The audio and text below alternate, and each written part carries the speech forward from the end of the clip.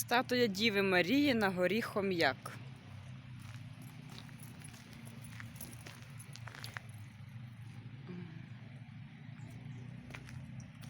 Русло річки Прут. Залізнична колія та потяг. Кам'яні залізничні мости, віадуки.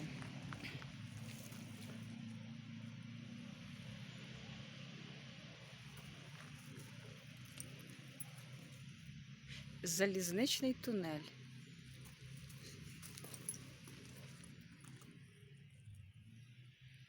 Водоспад Пробій та пішохідний міст. Красиво як.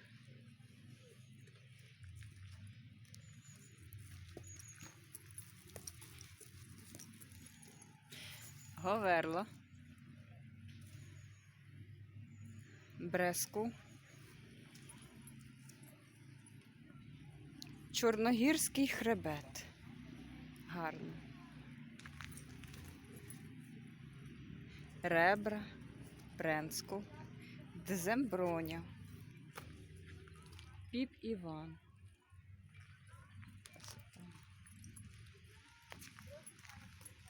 Астрономічна обсерваторія.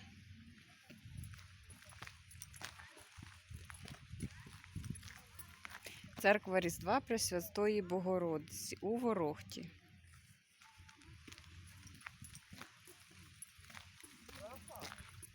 Костел Різдва Пресвятої Діви Марії.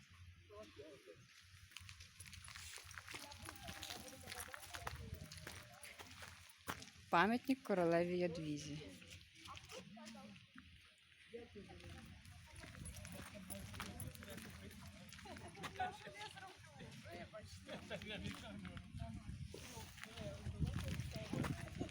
Монастир святого пророка Іллі. Гуцульське господарство Гражда.